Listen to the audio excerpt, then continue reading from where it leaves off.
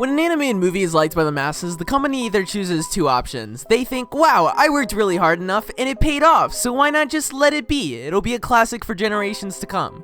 And then other companies get one successful film, and they're like, we need more, we need sequels, we need spin-offs, we need a Nickelodeon series, we need to get a random celebrity in the next one. How about Ninja? How about, like, Miranda Sings? Okay, what else? We're gonna need a pop song that will definitely still be popular when we release this movie in 4 years. Kinda big, isn't it?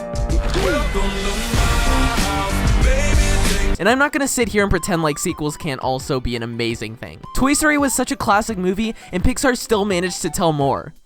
Heck, Toy Story 3 and Toy Story 4 are some of my favorite movies ever. They're just so fun. Granted, was Toy Story 4 really that needed? No, but it gave a good closure to the story. Seeing Buzz and Woody hug filled a huge hole in my heart. We also got Forky, the best Pixar character.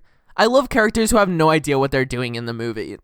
Forky tries to escape like 15 times, and DreamWorks has created an actual series with some of their movies. Everybody loves the Kung Fu Panda series, and that's a fact. Poe and his dad hugging in the third one.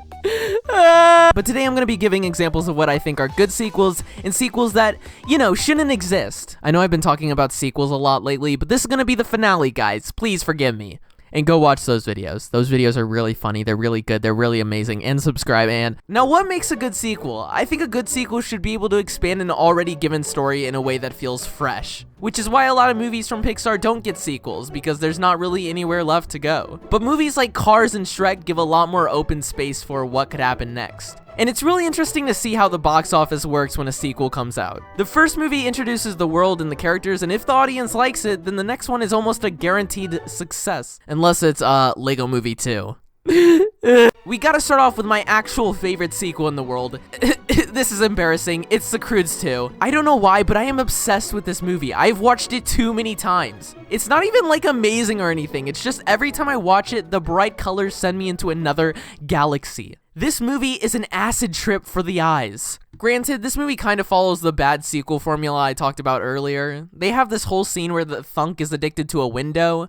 Kind of like how kids these days are addicted to phone and phone bad. But I was able to forgive those flaws with how many times I found myself slapping my knee at some of these scenes. I would almost say this one is a million times better than the first. We get betrayal, we get family drama, we get romance. This movie kind of follows Grug's fear of change. He's gotten so used to being so close to his family that when they find a family who lives more independent, he's scared of being alone. He's so close to his family, and losing them would be just horrible. When he finds out his daughter wants to move away with her boyfriend, he gets furious. But there's a plot twist. This modern family they've been staying with doesn't actually like them. Because they're cavemen, and cavemen people are gross. Ew, ew. We get a really nice ending where they all come to bond and accept each other. Good job, DreamWorks. You managed to expand the story in a way that feels fresh and fun. I need to go watch this movie again. Now, that being said, I've never been the biggest DreamWorks enjoyer, mostly because their movies intimidate me. DreamWorks is the alpha male of the animation industry. Their movies are way too cool. Why are they so cool? I'm not a huge fan of fighting or dragons, but I'm still able to enjoy these movies because of how good the characters are. Each sequel from this company, the visuals just keep getting more and more breathtaking. It's so atmospheric, praise the animators. There is still to this day not a better sequel than Shrek 2. The comedy, the new characters. I saw How to Train Your Dragon Hidden World in theaters, and it was one of the coolest experiences of my life. It really gets deep with who Hiccup is without Toothless and touches on letting go. Seeing Hiccup get older and experience life in a different way is just awesome. Pixar sequels are also usually always a banger, unless you're one of these films.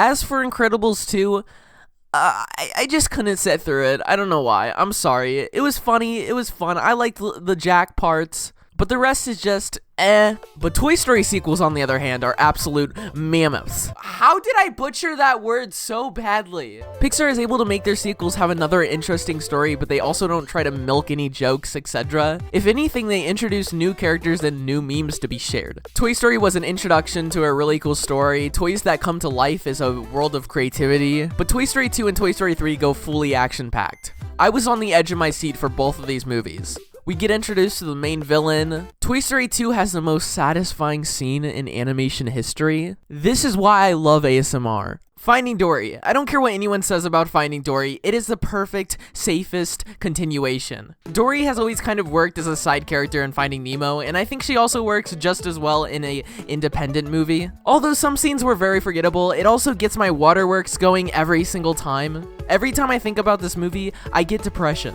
Seeing Marlin and Nemo help Dory is amazing, and we get to see their bond. Marlin is such a great father. And this movie also adds some really good new characters. The octopus has that kind of sarcastic, mean vibe, dad vibe, which is always the best. Destiny was also really nice, and her noticing Dory as a childhood friend was hilarious. Also, why does Pixar do water so perfectly? The water in Pixar movies looks so nice. I wanna go through the screen and drink that water. Frozen 2 is a sequel I'm kind of on odds with, because this isn't a bad movie, nor is it that great. It's just kinda... It has a very lackluster plot, and some parts are just so boring for no reason. Maybe I'm just not a true Frozen stan, but none of it really clicked with me. I like this little guy, though. He's super cute. Yeah.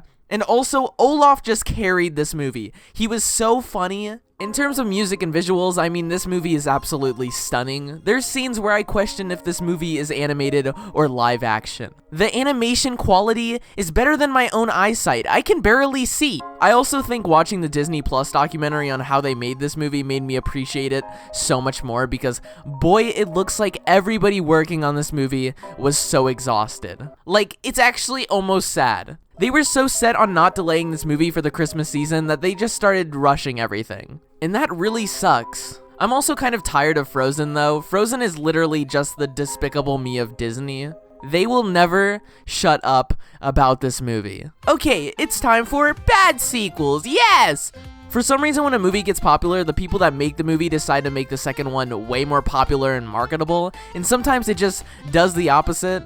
Obviously, one of the main purposes of making a sequel is to get more money, but like, if a kid can tell that, then you're doing something wrong. You can make a good sequel and get a lot of money too. Do they not know this? Good movies can make money too, you know? It doesn't need a fart joke or an epic dance battle. Kids like good plots. I'll be honest with you all, I don't even need to explain why Boss Baby 2 is a horrible sequel. This one clip explains all you need to know. And now you work for me, boomers! Wreck-It Ralph 2. Okay, I'll be honest, I didn't hate Ralph Breaks the Internet. If the Emoji Movie didn't exist, then I'd think this was just an okay movie. But the consequences of the Emoji Movie makes this movie just look like a ripoff.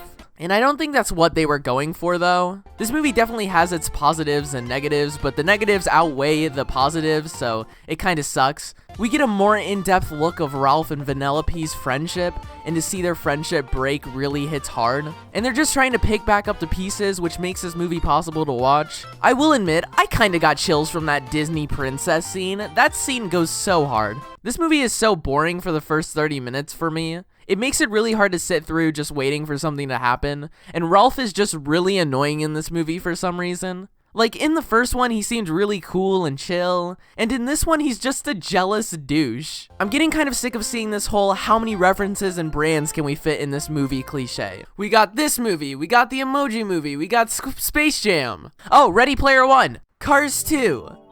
This movie doesn't exist. Just skip it. The third one is the official sequel, because the third one is a masterpiece. My only memory of Cars 2 was going to the doctor's office and seeing just a huge Cars 2 poster on the wall. I think this movie only existed for merchandise. Cars 2 has nothing. No life lessons, no expanding. It's the most random Pixar movie ever created. I think the Pixar team just got really bored with making so much emotional stuff. They just wanted to throw together a random car spy movie. 1 minute, guys. I'm gonna spit facts here. Ka-chow! The Lego Movie 2. This isn't the worst sequel. I just put it on the bad sequel side to even out the number. Trust me, guys, I'm a Lego Movie enthusiast. The Lego Movie will always have a special place in my heart. And it was horrible to see how Lego Movie 2 underperformed despite still being part of a very successful movie. There was just not a lot of promotion for this movie, and everyone who hyped it up just kind of forgot about it. I also think this movie was bound to fail due to how life-changing the first Lego Movie was. Everybody went crazy over the pacing, the comedy, the iconic characters. Like, literally, Emmett is the best, character ever. And the second one doesn't really improve any of those qualities. It starts off with what we all love, gags, and Emmett and Wildstyle being their fun selves, and then it kind of throws that all away for a scrambled, uninteresting sci-fi plot. Why did they do this? It's the equivalent of just doing a boring old vacation movie. No, I thought Illumination sequels were bad, and then we got Sing 2, an absolute masterpiece. That isn't a joke, guys. It's actually really good. This movie is so much better than the first movie. I may have cried like 3 times. But I will say that I find it so funny that after Illumination released the first Despicable Me, which wasn't a terrible movie, they were like, okay guys, that was just a little taste. Release more Minions.